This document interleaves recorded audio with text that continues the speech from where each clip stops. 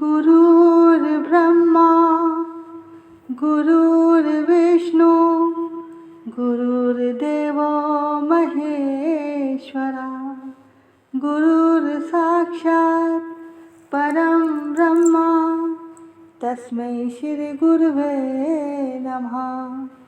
तस्मै श्री गुरुवे नमः।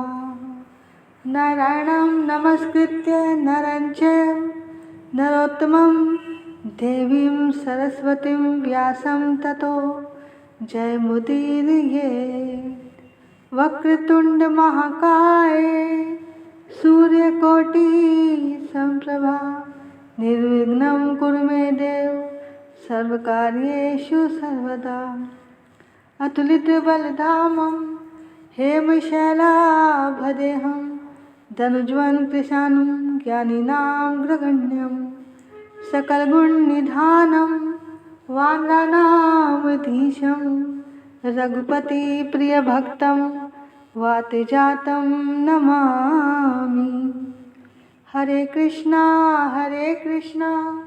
कृष्ण कृष्ण हरे हरे हरे राम राम राम हरे हरे।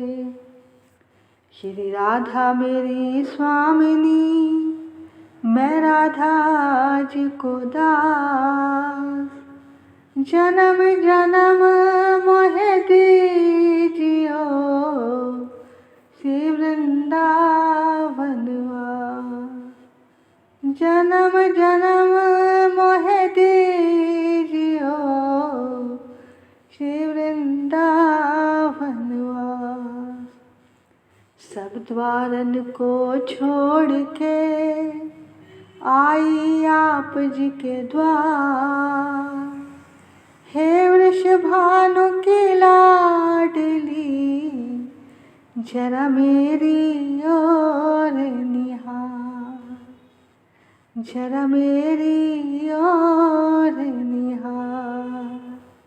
श्री कृष्ण गोविंद हरे मुरारी हे नाथ नारायण वासुदेवा। श्री कृष्ण गोविंद हरे मुरारी हे नाथ नारायण वासुदेवा। हे नाथ नारायण वासुदेवा। हे नाथ नारायण वासुदेवा। श्री कृष्ण गोविंद हरे मुरारी हे नाथ नारायण वासुदेवा। भजो निताई गौर राधे श्याम। भजो हरे कृष्णा हरे राम। भजो निताई गौर राधे श्याम। भजो हरे कृष्णा हरे राम। भजो निताई गौर भजो निताई गौर भजो निताई गौर राधे श्याम। भजो निताई गौर राधे श्याम। भजो हरे कृष्णा हरे राम। भजो हरे कृष्णा हरे राम। भजो हरे कृष्णा हरे राम। सभी प्रभु प्रेमियों को मुझ कृष्ण प्रिया किशोरी दासी की ओर से वृंदावन से राधे राधे राधे राधे प्रणाम वंदन। बोलिए राधा रानी सरकार की जय। वृंदावन धाम की जय। सद्गुरुदेव महाराज की जय। बांके बिहारी लाल की जय। राधा वल्लभ लाल की जय। राधा रमण लाल की जय। चराचर में बसने वाले परमात्मा की जय। दिव्य कार्तिक मास की जय। प्रभु प्रेम देने वाले मास की जय। जय जय श्री राधे। जय जय श्री राधे। जय जय श्री राधे निताई गौर हरि बोल। कहता हूँ कहीं जात हूँ, कहूँ बजाए ढोल, श्वासा खाली जात है, तीन लोक का मोह। संसारी मनुष्य को सचेत करते हुए कबीरदास जी कहते हैं कि ढोल पीट पीट कर कहता हूँ कि प्रभु के सुमिरन के बिना प्रत्येक श्वास खाली जा रही है। इसका सदुपयोग करो, सुमिरन करो।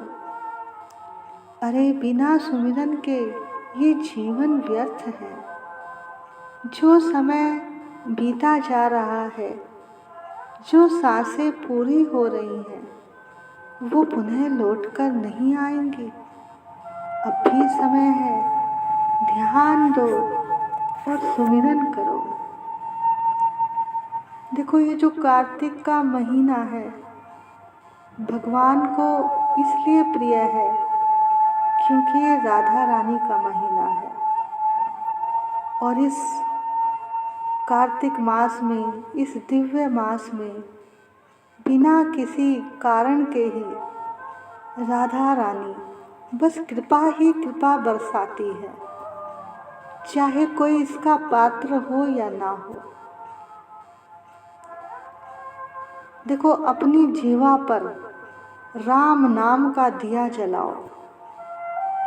कहते हैं कि चैतन्य महाप्रभु घर घर जाकर नाम की भिक्षा मांगते थे। हर घर में जाकर वो यही कहते थे कि मैया एक बार हरि बोल दो, बस एक बार मेरी झोली में हरि नाम डाल दो, बस एक बार हरि बोल दो। तो भैया, इस महीने जो भी कर्म आप करोगे, जो भी शुभ कर्म करोगे, उससे आपको अक्षय फल की प्राप्ति होगी। अगर आप मंदिर में परिक्रमा भी लगाते हो तो कहते हैं कि हर कदम पर अश्वमेध यज्ञों का फल मिलता है इस महीने परिक्रमा लगाने से। और दीपक जलाने से जिसके जीवन में भी अंधेरा है, उसके जीवन में राधा रानी की कृपा से, ठाकुर जी की कृपा से प्रकाश ही प्रकाश हो जाता है। यानी उसका बुरा समय चला जाता है और अच्छा समय आ जाता है। देखो, जिन्होंने भी ये पूरे महीने की अब तक की कथाएं नहीं सुनी, जो चल रही हैं, तो वो भक्त पिछली ऑडियो जरूर सुने। जो भी शुरू से कथा है पहले दिन से, उसको अवश्य श्रवण करें, क्योंकि अगर उसका पूरा लाभ लेना है तो पूरे महीने की कथा को सुनिए और जैसे जैसे बताया है वैसे वैसे करिए। आप केवल कथा ही सुन लोगे ना बड़े प्रेम से, तो तब भी राधा रानी आप पर कृपा कर देगी, क्योंकि वो तो आपका भाव ही तो देखती है, वो तो आपकी लगन देखती है। भगवान भाव के भूखे हैं। तो भैया, इस महीने जो भी कर्म करो वो शुभ ही करो। ये जीवन आपके अगले जन्म की भी तैयारी है। इस जन्म की तो है ही, पर अगले जन्म की भी तैयारी है। तो भैया, अच्छी सी तैयारी कर लो। हर क्षण, हर पल यहाँ बहुत ही कीमती है। बोलिए कार्तिक मास की जय, राधा रानी सरकार की जय। आइए अब आज की कथा की ओर चलते हैं। एक गांव में यशोदा नाम की बुढ़िया अपनी बहू उमा के साथ रहती थी, जो बहुत ही कंजूस थी। एक दिन बुढ़िया खाना बना रही थी, तभी एक कुत्ता वहां आया और दुम हिलाता हुआ बुढ़िया के पास बैठ गया। बुढ़िया ने उसे एक रोटी डाल दी। कुत्ता रोटी खाने लग गया। इतने में बुढ़िया की बहू आ गई। वो बहुत कंजूस थी। वो अपनी सास पर नाराज हो गई कि कुत्ते को रोटी क्यों डाली है। सास ने कहा, अरे बहू, ये बेचारा बेजुबान है, इसको तो खिलाने से पुण्य ही मिलेगा।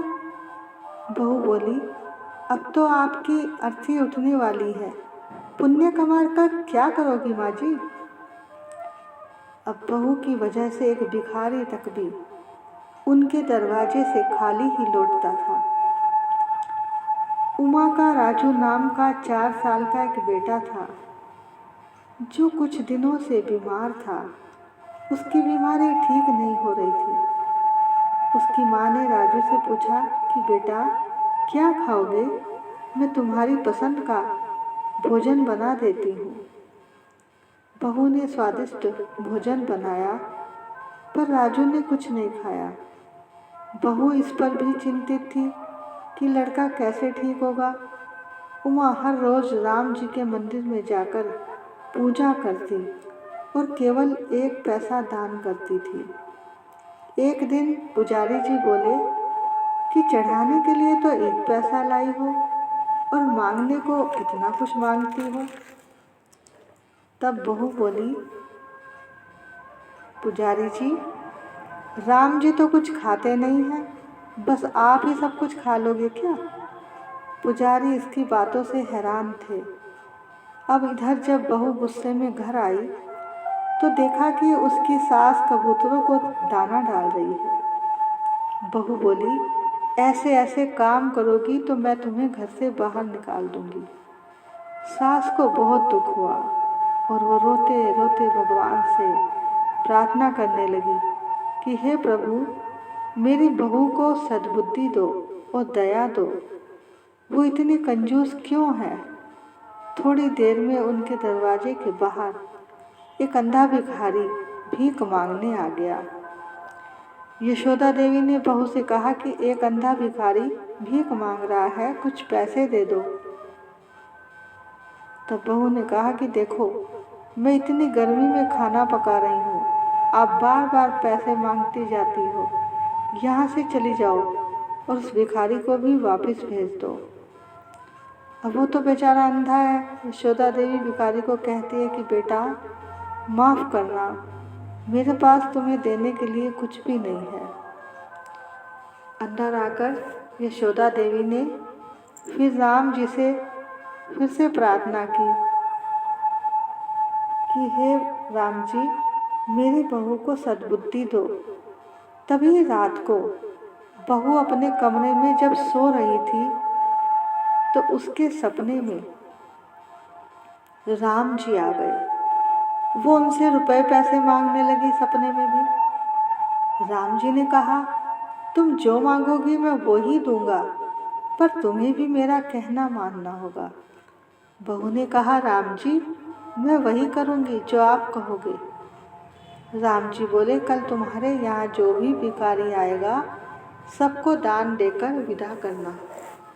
अब जब सुबह हुई तो बहू ने रात के सपने की बात अपनी सास को बताई। यशोदा देवी बोली, राम जी ने तो बहुत अच्छी बात कही है।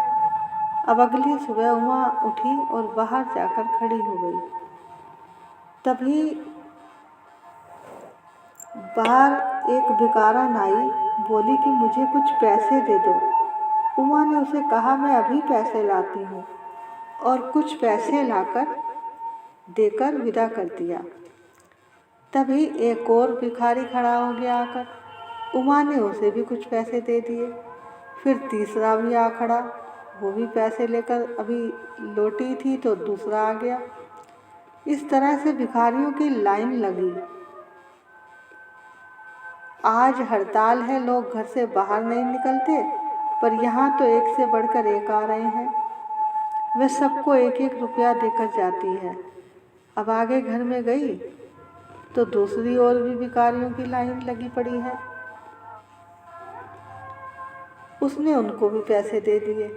धीरे धीरे करके उसके सारे पैसे खत्म हो गए। तो उसने भोजन देना शुरू कर दिया।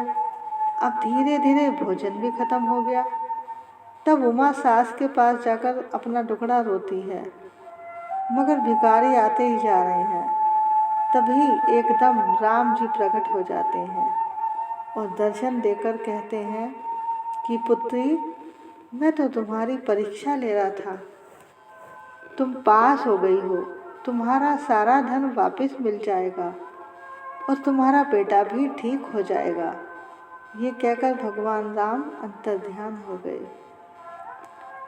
उमा को सारा धन वापस मिल गया और अब वो कंजूसी छोड़कर दान पुण्य करने लगी। अब उसका बेटा भी ठीक हो गया।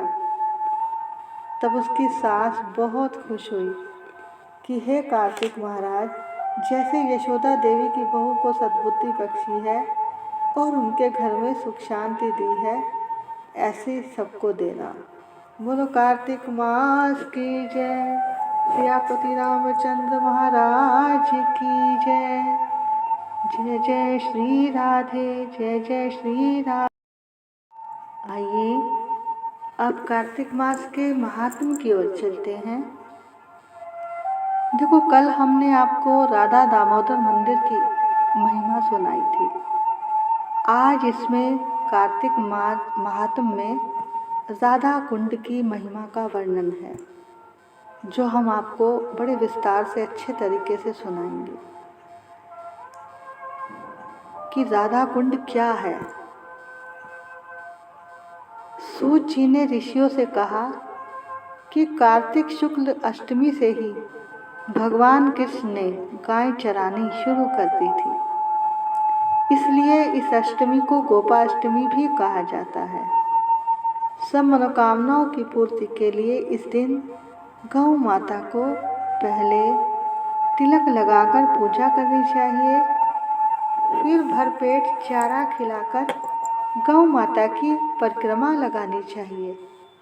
भगवान कृष्ण की प्रिया राधा रानी के नाम से राधा कुंड में स्नान करके जो भी भगवान कृष्ण की पूजा करता है, उसके जीवन के सारे पाप ताप नष्ट हो जाते हैं।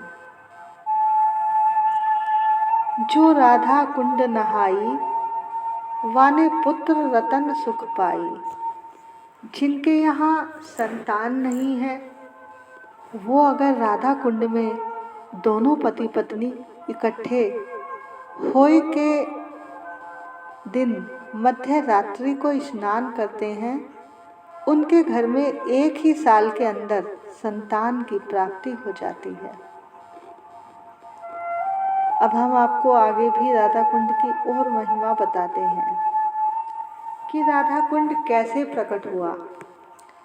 कहते हैं कि जिस समय कंस ने भगवान कृष्ण को मारने के लिए अरिष्टासुर को भेजा, अरिष्टासुर ने एक बैल का रूप धारण करके भगवान को मारने की कोशिश की। तब भगवान ने अरिष्टासुर का वध किया। उसका वध करके जब भगवान गोपियों से मिलने गए, तो वहाँ राधा रानी ने कहा कि हे कृष्ण, तुमने गो हत्या का पाप लग गया है। इस पाप से मुक्ति के लिए तुम्हें सभी तीर्थों को जाना चाहिए। तो राधा रानी की बात सुनकर श्री कृष्ण ने नारद जी से इस पाप मुक्ति का उपाय पूछा। नारद जी ने कहा कि आप सब तीर्थों का आवाहन करें और उन्हें जल रूप में बुलाएं और सभी तीर्थों के जल को मिलाकर स्नान करें, तो तुम्हें गो हत्या पाप से मुक्ति मिल जाएगी।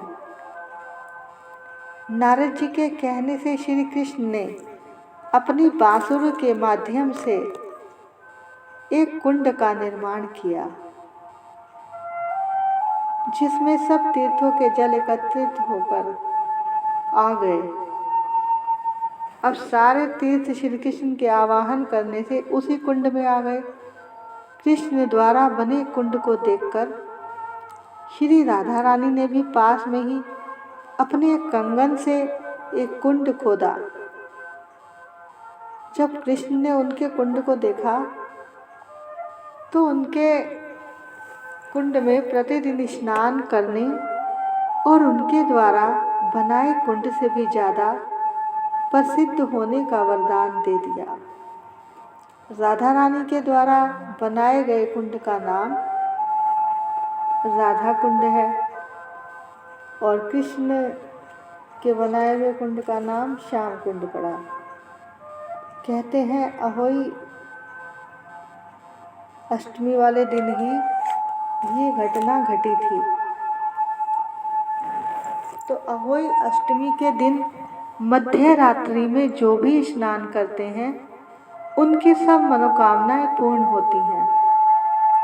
राधा रानी उस जीव को अपनी भक्ति प्रदान करती हैं और कहते हैं कि कोई बड़े से बड़ा पापी भी कभी भी इसमें स्नान कर लेता है तो वो सब पापों से मुक्त हो जाता है।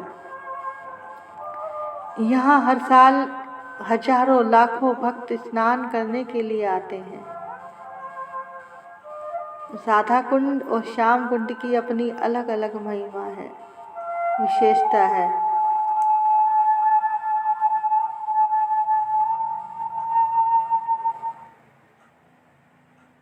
देखो दूर से श्याम कुंड का जल काले रंग का लगता है और राधा कुंड का जल सफ़ेद दिखाई देता है। राधा कुंड और श्याम कुंड का जल नीचे से मिला दिया गया है, यानी भक्तों की सुविधा के लिए।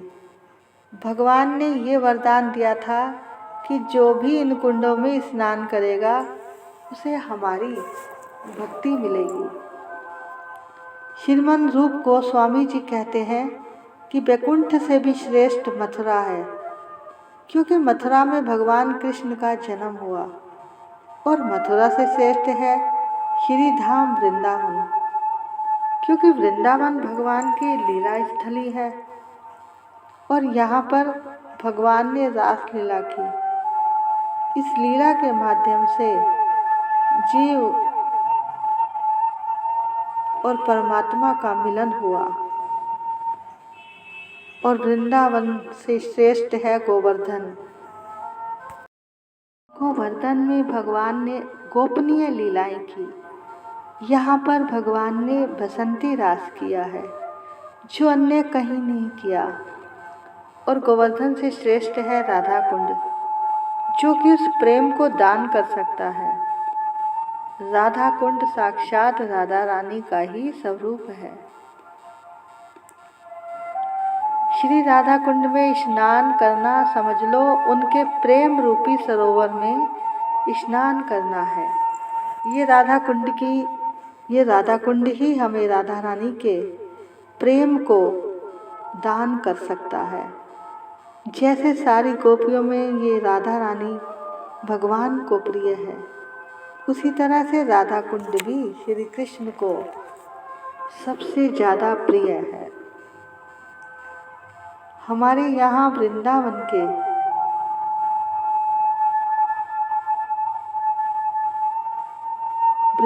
के गोस्वामी वर्ग हुए हैं, उन सब ने राधा कुंड का ही आश्रय लिया है। साक्षात श्री कृष्ण भी राधा रानी के कृपा कटाक्ष पाने के लिए, यानी उनकी एक कृपा भरी नज़र पाने के लिए इसी कुंड में आकर स्नान करते हैं। तो सोचो कि विष्णु जी को राधा कुंड कितना प्रिय है। राधा कुंड की महिमा में श्री रघुनाथ गोस्वामी जी वर्णन करते हैं कि वृंदावन जहाँ पे भगवान ने रास किया और गोवर्धन जहाँ पर भगवान ने बसंती रास किया, यानी ब्रज के जितने भी स्थान हैं उन सारे स्थानों की महिमा को यदि कोटि गुना कर दिया जाए तो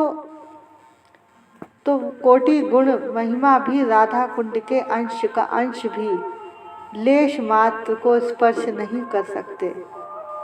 तो राधा कुंड की ऐसी महिमा है कि पूरे ब्रज में सबसे ऊंचा स्थान राधा कुंड का है। हम राधा कुंड में राधा रानी से प्रार्थना करते हैं कि हे राधा रानी,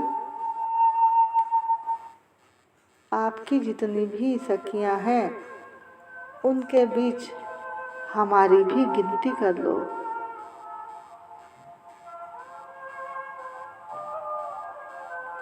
तो भैया ये थी राधा कुंड की महिमा।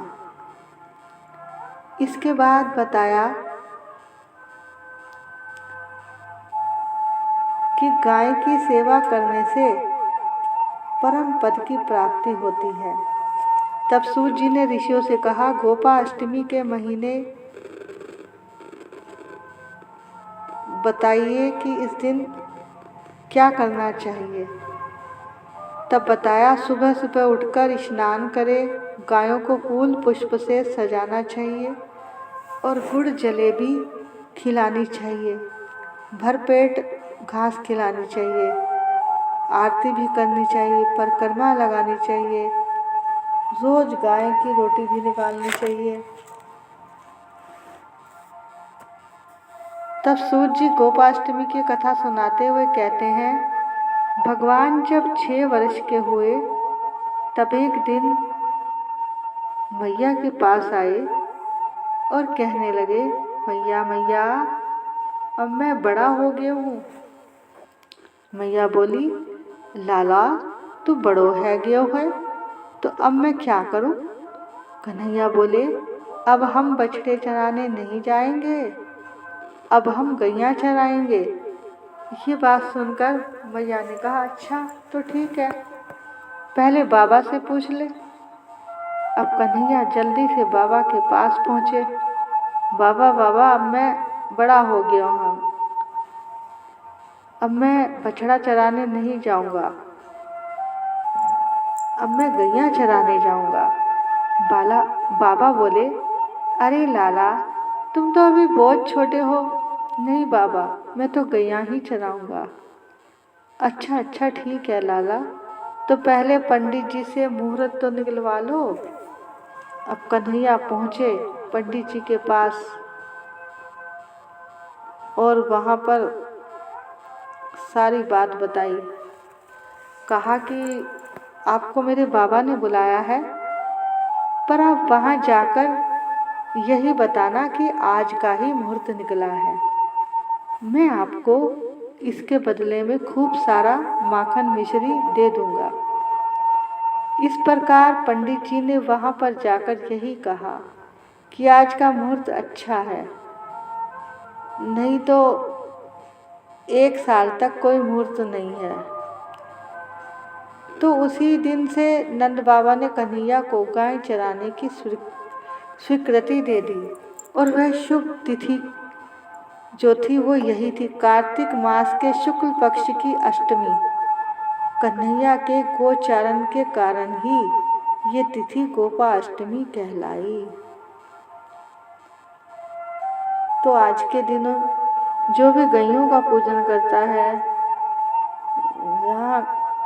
जहाँ गाय नहीं है वहाँ गौशाला में जाकर फूल माला तिलक से भी आप उनका पूजन कर सकते हैं। कहते हैं कि जो भी ये सब पूजा करता है, भगवान कृष्ण उस पर हमेशा अपना आशीर्वाद बनाए रखते हैं। बोलो राधा कुंड की जय। चराचर में बसने वाले परमात्मा की जय। जय जय श्री राधे, जय जय श्री राधे, जय जय श्री राधे। निताई गौर हरि बोल। ओ मुझे मिल गए चारों धाम, किशोरी तेरे चरणन में, किशोरी तेरे चरणन में। चरणन में शुभ चरणन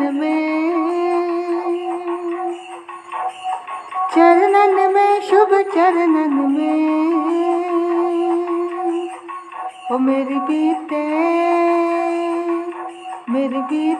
सुबह हो शाम किशोरी तेरे चरणन में मुझे मिल गए चारों धाम किशोरी तेरे चरणन में लख लख बारी शीस नवाऊं चरणन में बलिहारी जाऊं कर कोटि कोटि प्रणाम किशोरी तेरे चरणन में किशोरी तेरे चरणन में मुझे मिल गए चारों धाम किशोरी तेरे चरणन में किशोरी तेरे चरणन में तन मन से तेरा भवन पुहारूं असुवन से तेरे चरण पखारूं तन मन से तेरा भवन बुहारूं असुवन से तेरे चरण पखारूं कर सेवा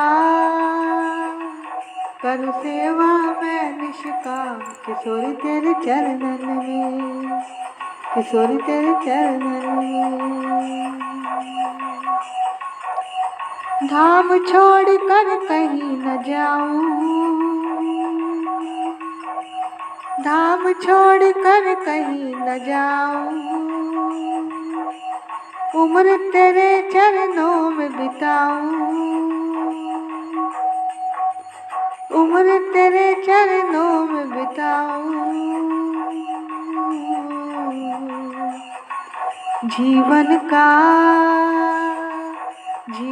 का हो विश्राम किशोरी तेरे चरणन में किशोरी तेरे चरणन में मुझे मिल गए चारों धाम किशोरी तेरे चरणन में मेरे चरणन में किशोरी तेरे चरणन में किशोरी तेरे चरणन में ओम जय जगदीश हरे स्वामी जय जगदीश हरे भक्त जनों के संकट दास जनों के संकट क्षण में दूर करे ओम जय जगदीश हरे जो ध्यावे फल पावे दुख बिन से मन का स्वामी दुख बिन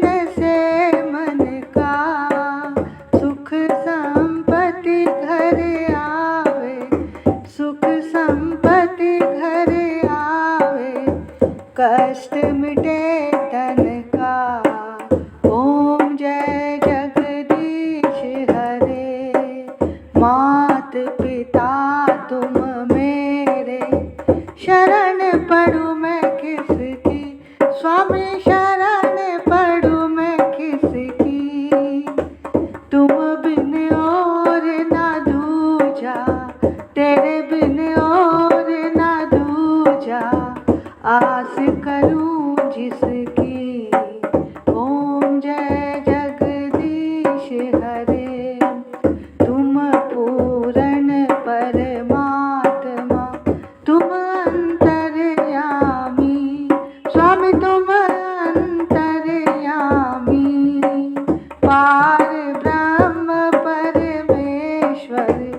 पार ब्रह्म परमेश्वर तुम सबके स्वामी ओम जय जगदीश हरे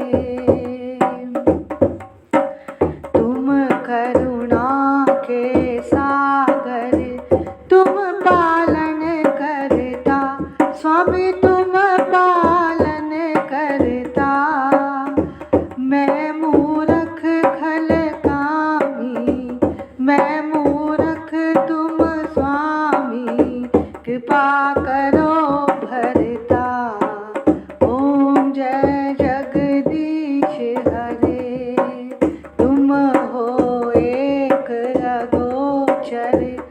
सबके प्राणपति, स्वामी सबके प्राणपति। किस विधि मिलूं दया मैं तुमको मैं कुमति। ओम जय जगदीश हरे, दीन बंधु दुख हरता, ठाकुर तुम मेरे, स्वामी रक्षक तुम मेरे। करुणा हस्त बढ़ाओ, अपनी शरण लगाओ, द्वार पड़ा तेरे। ओम जय जगदीश हरे, विषय विकार मिटाओ, पाप हरो देवा, स्वामी कष्ट हरो देवा। श्रद्धा भक्ति बढ़ाओ, श्रद्धा भक्ति बढ़ाओ, संतन की सेवा। ओम जय जगदीश हरे, श्याम सुंदर जी की आरती जो कोई नर गावे, स्वामी जो कोई नर गावे। कहत शिवानंद स्वामी, कहत शिवानंद स्वामी, मन वांछित फल पावे। ओम जय जगदीश हरे, ओम जय जगदीश हरे, स्वामी जय जगदीश हरे। भक्त जनों के संकट, दास जनों के संकट, क्षण में दूर करे। ओम जय जगदीश हरे। तुलसा महारानी नमो नमो, ठाकुर मन भानी नमो नमो, हरि जी की पटरानी नमो नमो, मेरे श्याम जी की प्यारी नमो नमो। मैं तो जाऊं बलिहारी नमो नमो, तेरी जोत जगाऊं नमो नमो, तेरी आरती गाऊं नमो नमो, तेरा हरि यश गाऊं नमो नमो। तुलसा महारानी नमो नमो, ठाकुर मन भानी नमो नमो, हरि जी की पटरानी नमो नमो। जो तुलसा तेरी शरण में आवे, मुँह मांगा फल सब कुछ पावे। हो मैं तो जाऊं बलिहारी नमो नमो, तुलसा महारानी नमो नमो, हरि जी की पटरानी नमो नमो। धन तुलसी पूरण तप कीना, हरि चरणन अर्पण मन कीना।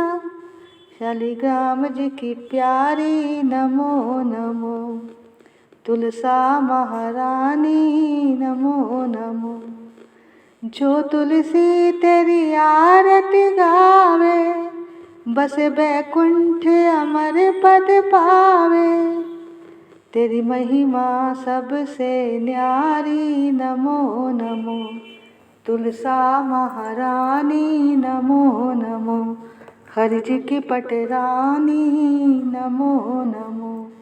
बोलो तुलसा महारानी की जय, कार्तिक मास की जय, बांके बिहारी लाल की जय, राधा वल्लभ लाल की जय, राधा रमण लाल की जय। देखो भैया, ये आपका कार्तिक मास की रोज की कथा का महात्म और तुलसी आरती, उसका पूरा पैकेज तैयार कर दिया है।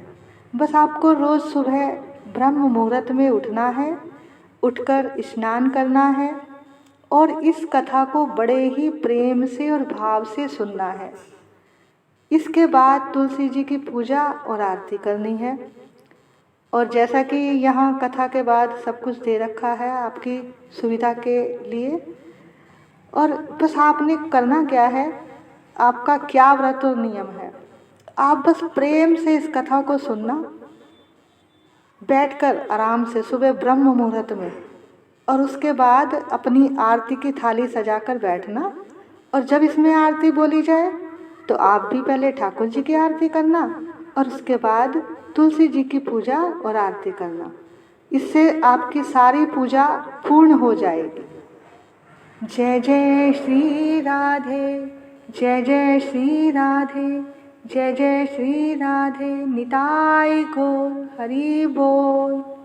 राधे राधे, राधे राधे, राधे राधे।